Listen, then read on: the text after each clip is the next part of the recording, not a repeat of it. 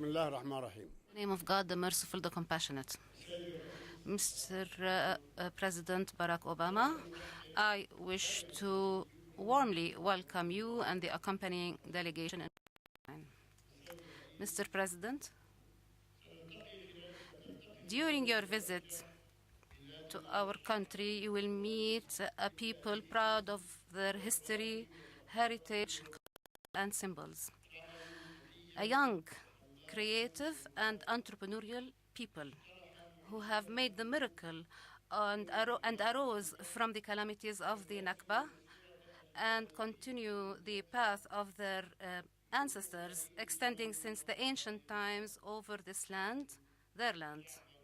A people who adhere to their rights and are in harmony and keep abreast with the realities of the age, its language and methods. A people who build the institutions of the State of Palestine, giving an exemplary model despite all hardships and hurdles. The people of Palestine, Mr. President, who receive you today, aspire to attain their simplest rights, the right to freedom, independence, and peace, and look forward to that day to come quickly, in which they exercise normal and natural life over the land of the State of Palestine, the independent State of Palestine along the borders of the 4th of June 1967, with Jerusalem, the Lady of the Cities, as its capital, alongside the State of Israel. We, Mr. President, believe that peace is necessary and inevitable, and we also believe that it is possible. We believe that peacemaking, and as much as it requires political courage, also requires an expression of good faith, a recognition of people's rights, respect for the other, and dissemination of a culture of peace and the commitment to international legitimacy and its resolutions. Certainly, peace shall not be made through violence, occupation, walls, settlements, arrests, siege, and denial of refugee rights. We are extremely in pleasure to receive you today in our country. Our people share with the American people and with you personally the belief in the values and principles of freedom, equality, justice, and respect for human rights. And we, together with the peoples of the world, are partners in the pursuit to achieve a just peace that ends occupation and war and achieves security, stability, and prosperity to all the peoples of our region.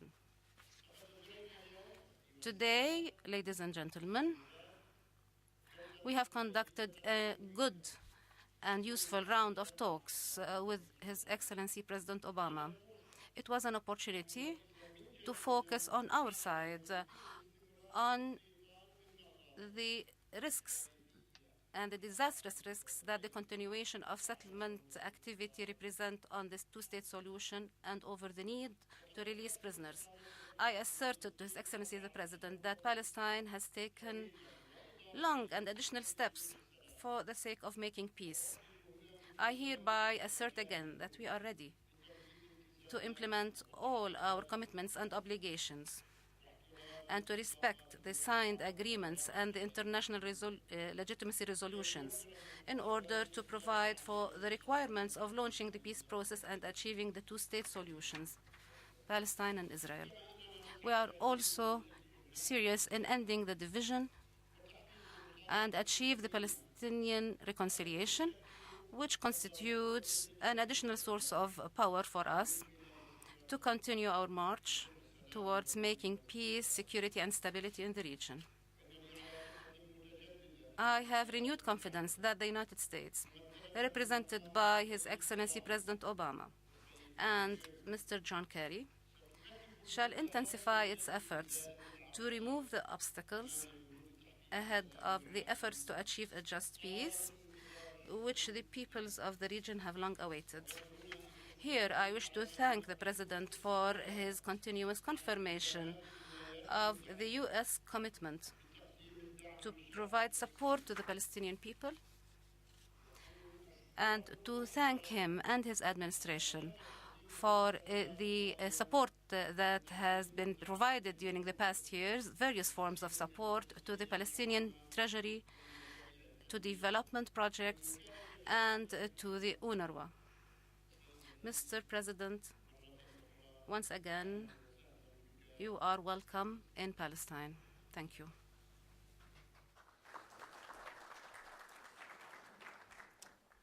Marhaba. Thank you, President Abbas, for your generous words and for welcoming me to Ramallah.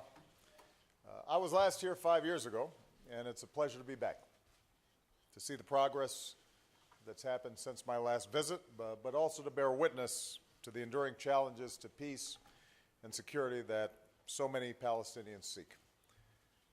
I've returned to the West Bank because the United States is deeply committed to the creation of an independent and sovereign state of Palestine.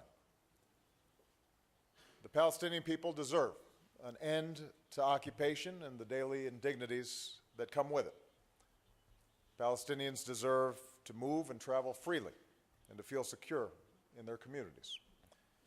Like people everywhere, Palestinians deserve a future of hope, that their rights will be respected, that tomorrow will be better than today, and that they can give their children a life of dignity and opportunity. Put simply, Palestinians deserve a state of their own. I want to commend President Abbas and his Prime Minister Salam Fayyad for the progress that they've made in building the institutions of a Palestinian state.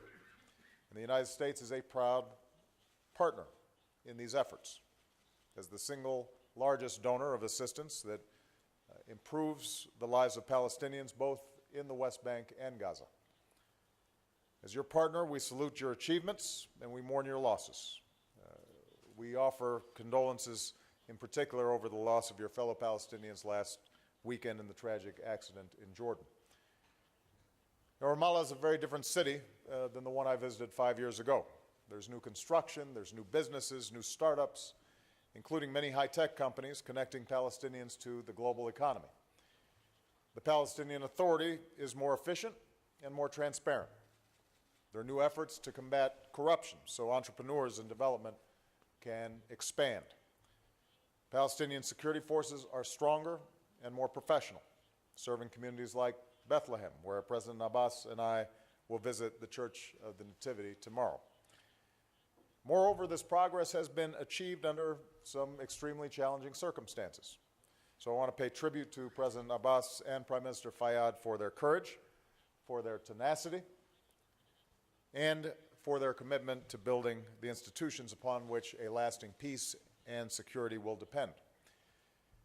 I would point out that all this stands in stark contrast to the misery and repression that so many Palestinians continue to confront in Gaza, because Hamas refuses to renounce violence, because Hamas cares more about enforcing its own rigid dogmas than allowing Palestinians to live freely, and because too often it focuses on tearing Israel down rather than building Palestine up. And we saw the continuing threat from Gaza again overnight with the rockets that targeted Sderot. We condemn this violation of the important ceasefire that protects both Israelis and Palestinians, a violation that Hamas has a responsibility to prevent.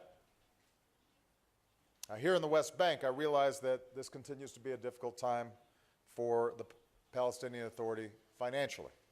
So I'm pleased that in recent weeks the United States has been able to provide additional assistance to help the Palestinian Authority bolster its finances. Projects through USAID will help strengthen governance, rule of law, economic development, education, and health. We consider these to be investments in a future Palestinian state, investments in peace, which is in all of our interests. And more broadly, in our discussions today, I reaffirm to President Abbas that the United States remains committed to realizing the vision of two states, which is in the interests of the Palestinian people and also in the national security interests of Israel the United States and the world. We seek an independent, viable, and contiguous Palestinian state as the homeland of the Palestinian people, alongside the Jewish state of Israel. Two nations enjoying self-determination, security, and peace. And as I've said many times, the only way to achieve that goal is through direct negotiations between Israelis and Palestinians themselves. There is no shortcut to a sustainable solution. In our discussion with President Abbas, I heard him speak eloquently about the difficult issues that cannot be ignored. Among them, problems caused by continued settlement activity, the plight of Palestinian prisoners, and access to holy sites in Jerusalem. I understand that the status quo isn't really a status quo because the situation on the ground continues to evolve in a direction that makes it harder to reach a two-state solution. And I know that the Palestinian people are deeply frustrated. So one of my main messages today, the same message I'm conveying in Israel, is that we cannot give up. We cannot give up on the search for peace, no matter how hard it is. As I said with Prime Minister Netanyahu yesterday, we will continue to look for steps that both Israelis and Palestinians can take to build the trust and the confidence upon which lasting peace will depend. And I very much appreciate hearing President Abbas's ideas on what those steps could be. I want both sides to know that as difficult as the current situation is, my administration is committed to doing our part. And I know that Secretary of State John Kerry intends to spend significant time, effort, and energy in trying to bring about a closing of the gap between the parties. We cannot give up on the search for peace. Too much is at stake. And if we're going to succeed, part of what we're going to have to do is to get out of some of the formulas and habits that have blocked progress for so long. Both sides are going to have to think anew. Those of us in the United States are going to have to think anew. But I'm confident that we can arrive at our destination to advance the vision of two nations, two neighbors, at peace, Israel and Palestine. If given the chance, one thing that I'm very certain of is that the Palestinians have the talent, the drive, and the courage to succeed in their own state. I think of the villages that hold peaceful protests because they understand the moral force of nonviolence. I think of the importance that Palestinian families place on education. I think of the entrepreneurs determined to create something new, like the young Palestinian woman I met at the Entrepreneurship Summit that I hosted, who wants to build recreation centers for Palestinian youth. I think of the aspirations that so many young Palestinians have for their future, which is why I'm looking forward to visiting with some of them right after we conclude this press conference. That's why we can't give up. Because of young Palestinians and young Israelis who deserve a better future than one that is continually defined by conflict.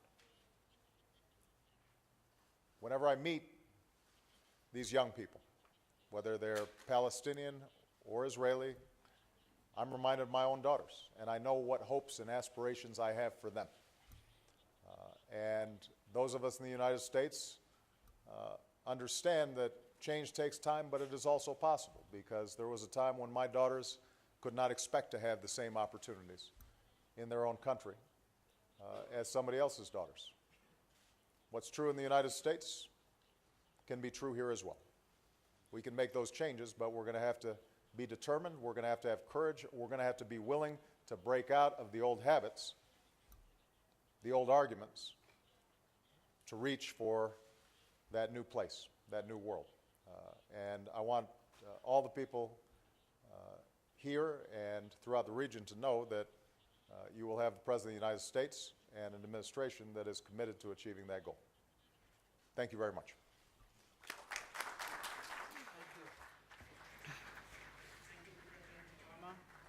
Thank you, President Abbas. We will now open the floor to questions. We will take 2 questions First question, Ali Sawaf to Reuters. Thanks. And after you meet leaders from both sides, is there any chance to resume peace talks as soon as possible? And do you think the two-state solution is still valid in this policy of expanding settlements continuing going on? And my last question, did you raise the freezing of settlement activity with the Prime Minister Netanyahu when you met him?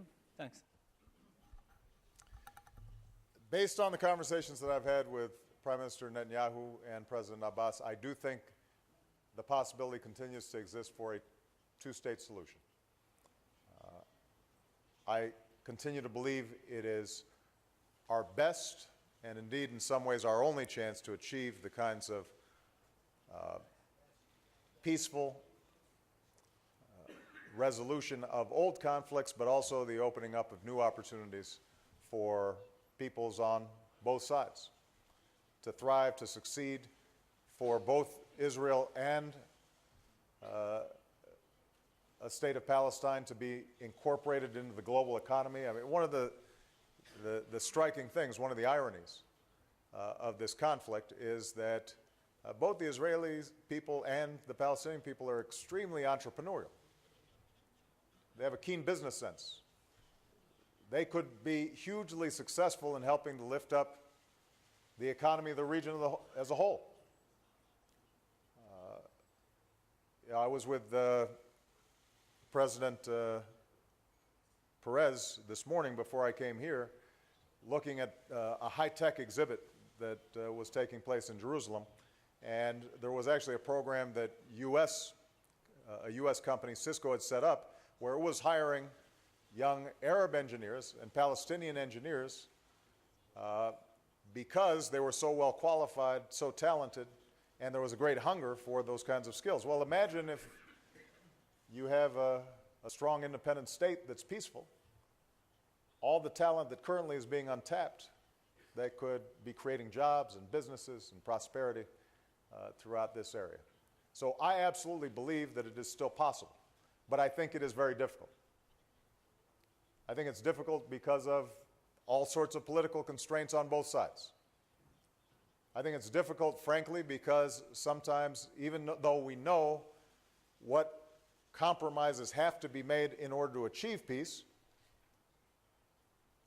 it's hard to admit that those compromises need to be made because people want to cling on to their old positions and want to have 100% of what they want or 95% of what they want instead of making the necessary compromises. And as a politician, I can say it's hard for political leaders to get too far ahead of your constituencies. And that's true for Prime Minister Netanyahu. I'm sure it's true for President Abbas as well. But if we can get direct negotiations started again, I believe that the shape of a potential deal is there. And if both sides can make that leap together, then not only do I believe that the Israeli people and the Palestinian people would ultimately support it in huge numbers, but I also think the world and the region would cheer. There would be some who would be upset because they benefit from the current conflict. They like the status quo. They like the arrangement as it is. But I actually think that there are majorities out there who right now don't feel helpful but still would strongly support both Palestinian and Israeli leadership that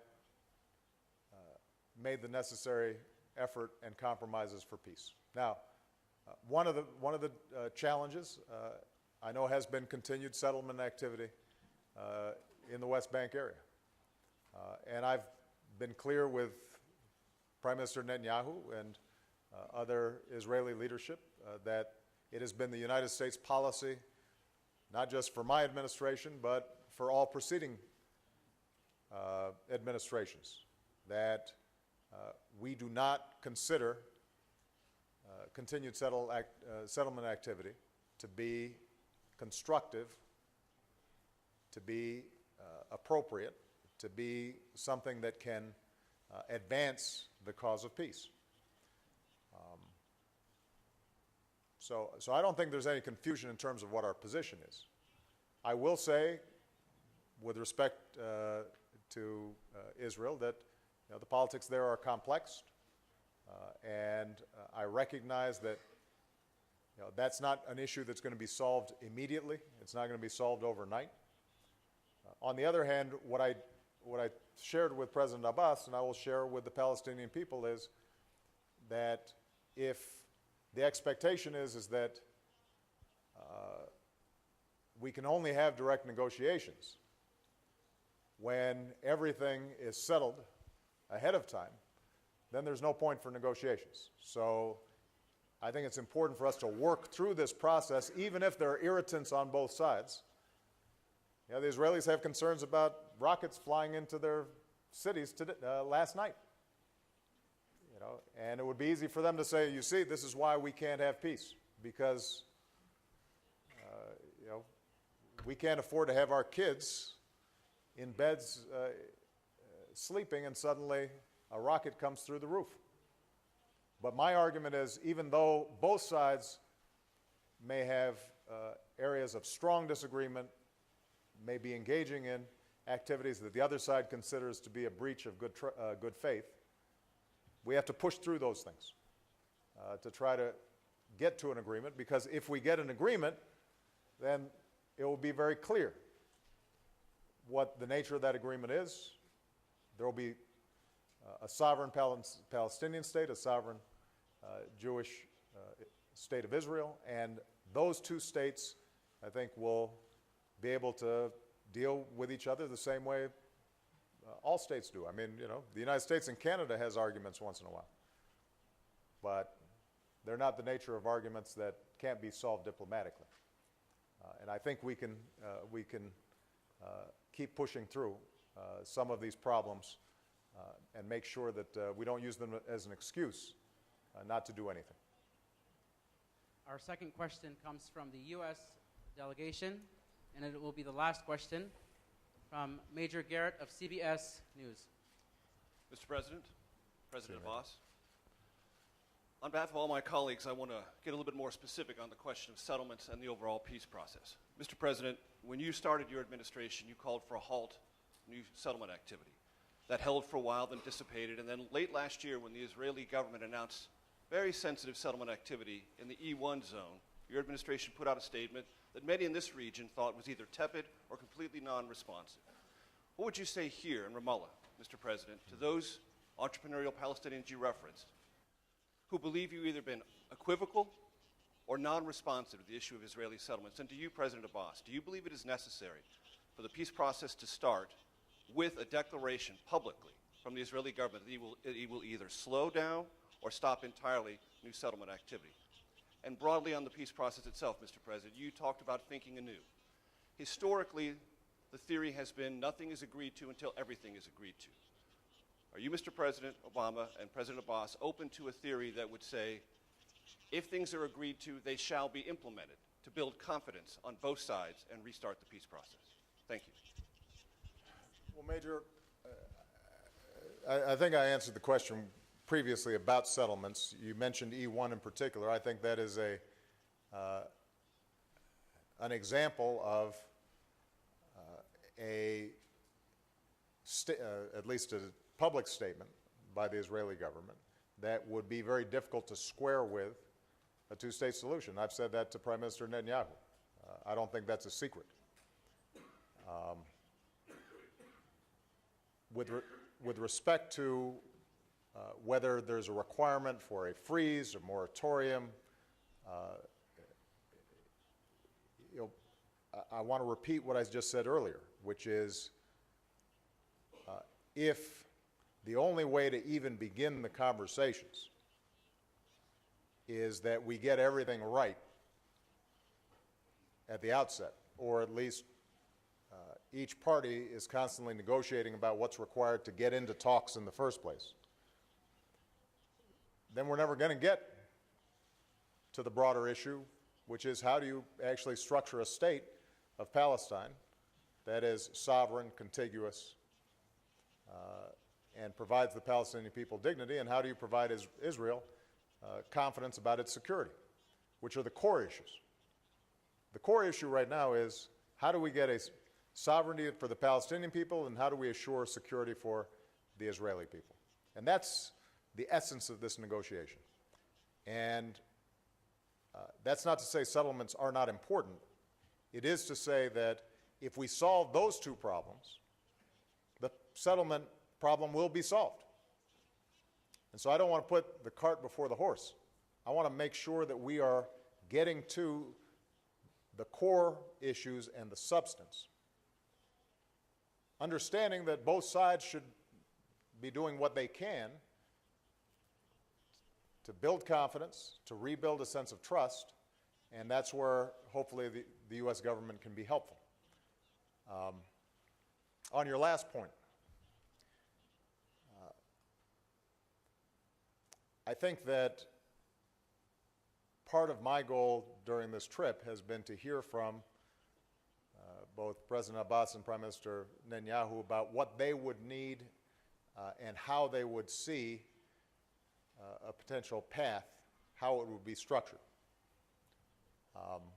And so I think it's premature for me to give you an answer to the question you just posed. I think it was a good one. I think it was a legitimate one. But I'm still hearing from them. And me, Secretary Kerry, others, we're going to go back and look at what we've heard from both sides and make a determination as to what has the best prospect for success. I will say this, that I think incremental steps that serve to delay and put off some of the more fundamental issues, rather than incremental steps that help to shape what a final settlement might look like, are probably not going to be the best approach, because it's not clear that that would in fact build trust. You know, if you have a situation where it looks like the incremental steps replace the broader vision, as opposed to incremental steps in pursuit of a broader vision, then I think what you end up getting is 4 more years, 10 more years, 20 more years of conflict and tension in which both sides are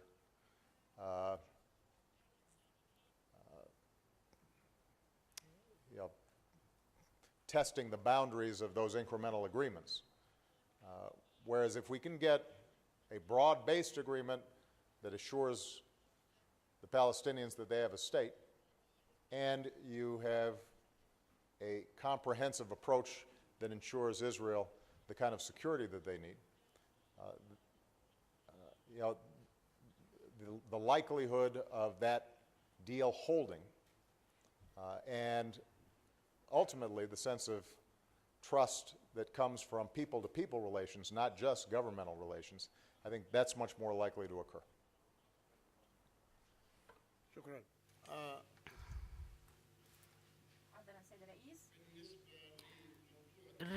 Regarding the issue of settlements, it is not only our perception that settlements are illegal, but it is a global perspective.